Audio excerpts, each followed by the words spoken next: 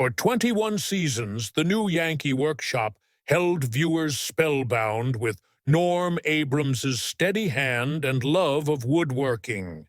Each week, he took us through creating everything from sleek furniture to outdoor gazebos.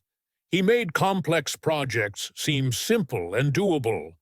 But in 2009, despite the show's popularity and full funding, it unexpectedly ended.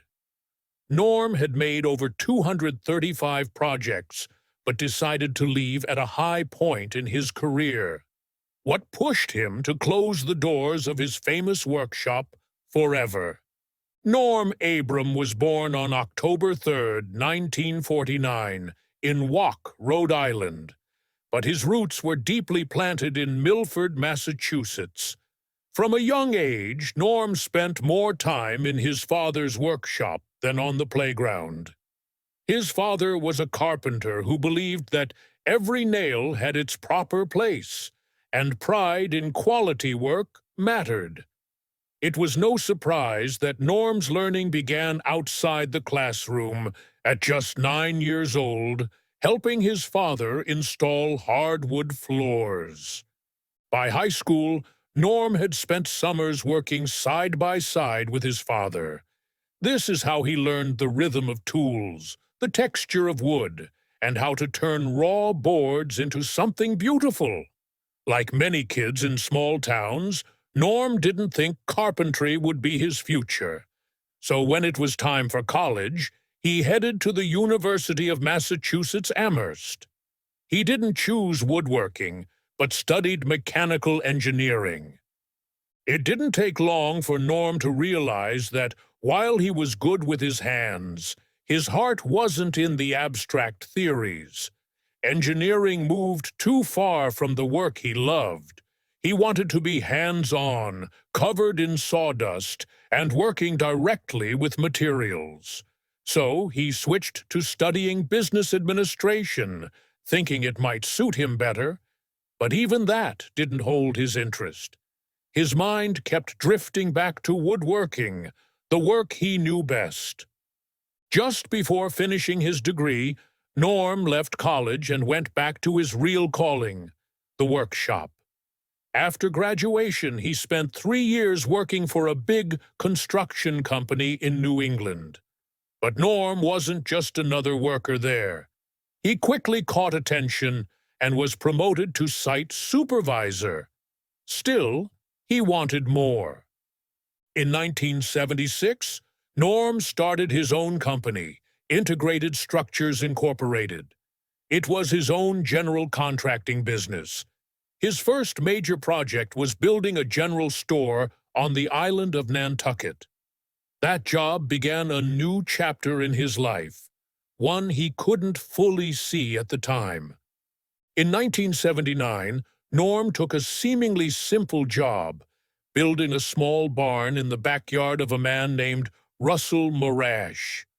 Morash wasn't just a homeowner.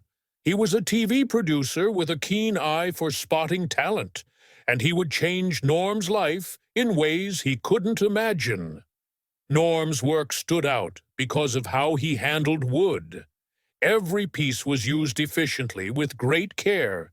His work was precise, almost artistic, which caught Morash's eye. It wasn't just a man with a hammer. Norm's craft had a unique beauty. Russell Morash saw that too, and invited Norm to join a new TV project called This Old House.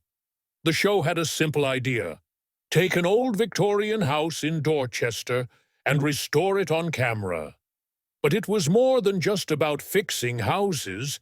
It was about teaching as well. Norm's calm nature and deep knowledge made him perfect for the role. At first, he was just the carpenter on site. Soon, though, he started explaining how to install beams and measure twice, cut once. Fans loved him because he wasn't flashy or loud. He was simply Norm, a guy who knew his stuff and made learning feel easy. As the show grew popular, Norm's reputation grew too. Viewers tuned in not just for the house, but for Norm. His steady hand, Clear explanations and respect for woodworking made him stand out. Marash saw another chance. Why not give Norm his own show? That's how the new Yankee Workshop started in 1988.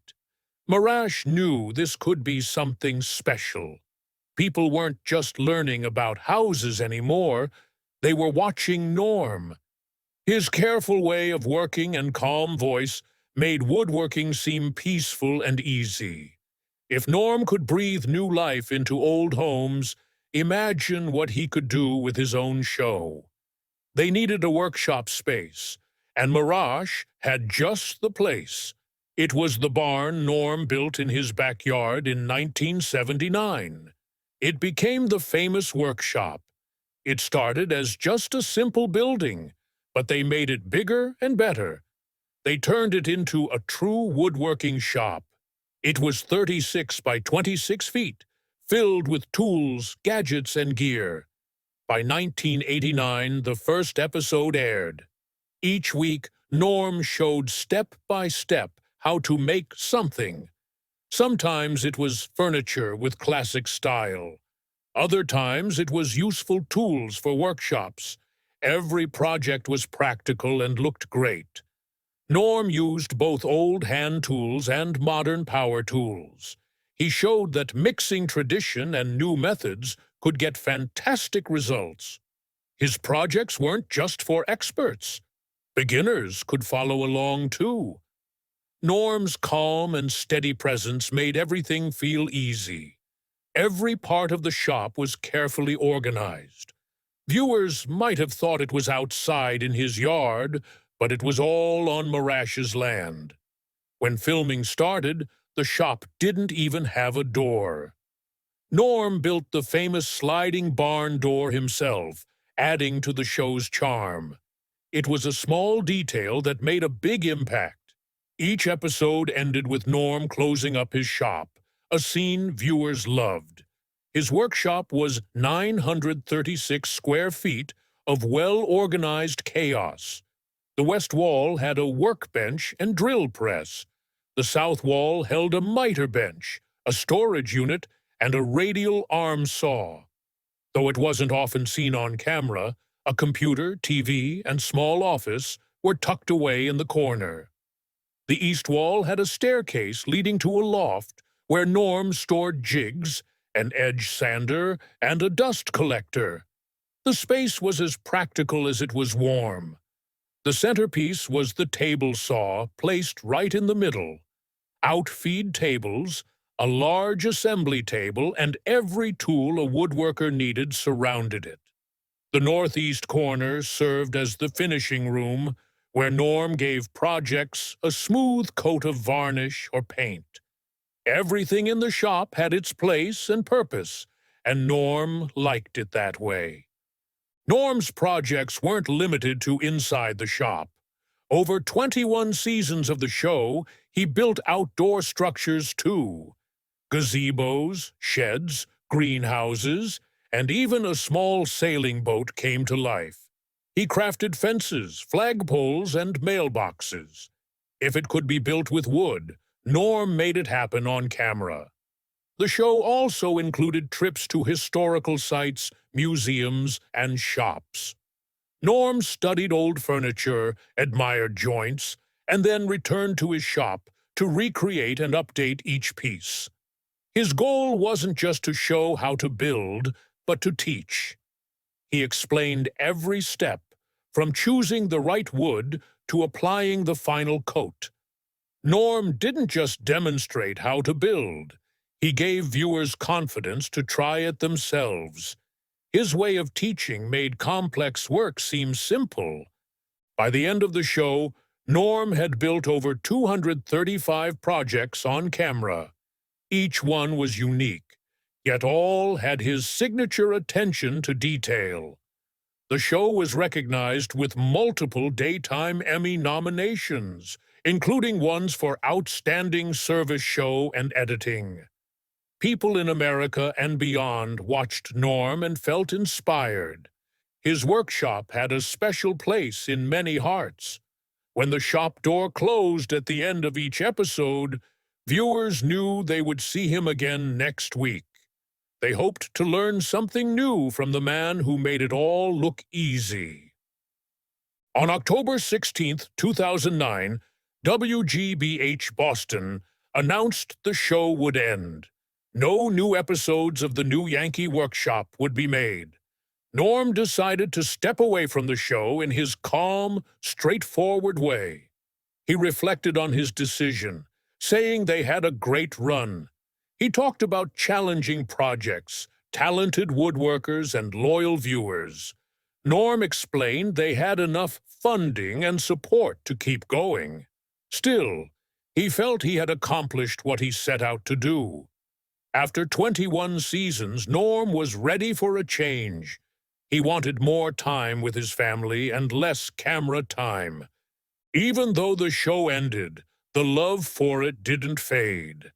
Episodes remained available for streaming, and many still watch and enjoy. Norm's work and his workshop left a lasting mark. The projects he shared continue to inspire woodworkers everywhere. For years, woodworkers could visit This Old House Insider and Yankee.com to find project plans and revisit favorite builds. It was like a digital archive of Norm Abram's best work, but nothing stays forever online. On September 5, 2022, the streaming options disappeared. The license agreement between Morash, WGBH, and This Old House Ventures expired. Fans suddenly lost access to their favorite episodes. It seemed like Norm's shop was closed for good.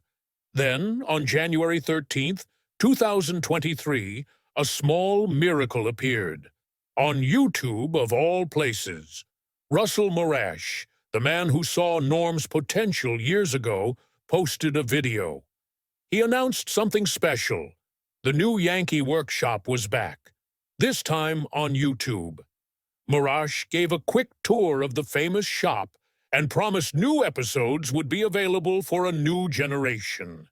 Anyone could now watch and learn Norm's woodworking tips whenever they wanted. His message was a gift to both old fans and new. Morash finished his video with a simple note. It's all there. It's all for you to enjoy. The hope is that many will. Norm Abram's influence went far beyond the new Yankee Workshop and This Old House. He wasn't just building houses or furniture. He was creating a legacy built on skill and care. One of his proudest moments was serving on the Board of Trustees at Old Sturbridge Village in Massachusetts. That place preserved history, something Norm deeply cared about. He believed in keeping traditions alive. Whether restoring old homes or passing down woodworking skills, Norm wanted to help the next generation understand the value of the past. It was fitting that, in 2001, Norm spoke at the North Bennett Street School graduation. That school is known for teaching craftsmanship. Standing before the new graduates, Norm's message was clear. Building skills is not just a job, it's a way of life. Norm didn't just talk about it, he led by example. He inspired young builders, especially through programs like Generation Next. This program aimed to get more young people into woodworking and trades. Norm understood how important fresh talent was for the craft. He started working young himself, alongside his father. He knew that caring for craftsmanship had to continue. If he could get even a few kids excited about woodworking, he saw that as time well spent. Even with his serious focus on his work, Norm had a light side. He found a place in pop culture and shared his love for the craft with a larger audience. In the quirky cartoon Frikazoid, Norm voiced himself in an episode called Normus. The villainous Loeb kidnaps him to build a special wooden weapon. It was funny to see this gentle, calm man thrown into such chaos, but it fit Norm's personality. He always found ways to make things work, even if just for laughs. Norm didn't only appear in Freakazoid, he made surprising cameos in many shows like Between the Lions and Where in the World is Carmen Sandiego. He even starred in Foot Locker commercials titled House of Hoops. Wherever Norm appeared, his plaid shirt and relaxed style were never far behind.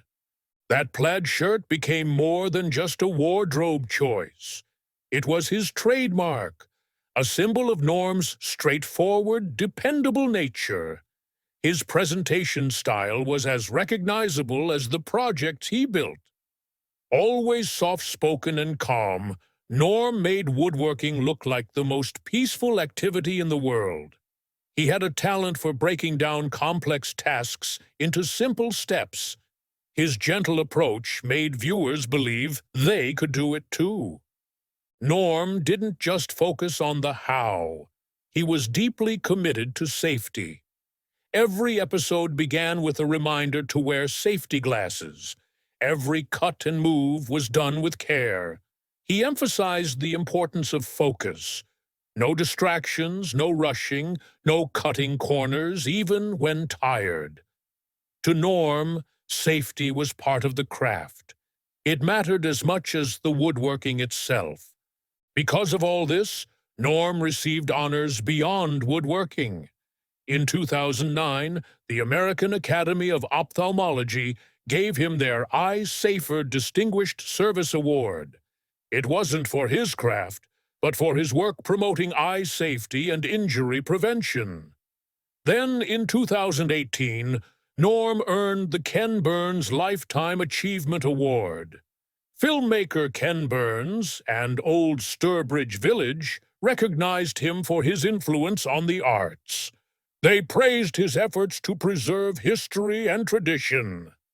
In June 2022, the National Academy of Television Arts and Sciences honored Norm. They awarded him the Lifetime Achievement Award at the 49th Daytime Emmy Awards. After over 40 years on TV, Norm had become a legend. In May 2022, Norm announced his retirement from This Old House. After 43 years and more than 1,000 episodes, he was stepping down. His departure marked the end of an era, yet his legacy stayed strong. To honor him, PBS aired a special called The House That Norm Built. It celebrated his career. The show shared his work in home improvement and the friendships he made along the way. Friends, colleagues, and even celebrities gathered to pay tribute. Norm Abram may have left TV, but his influence lives on. His work in woodworking and home improvement continues to inspire. Every project, safety tip, and careful explanation reflects his lasting impact. Norm left his mark not just on the homes he fixed, but on the hearts of those who followed him.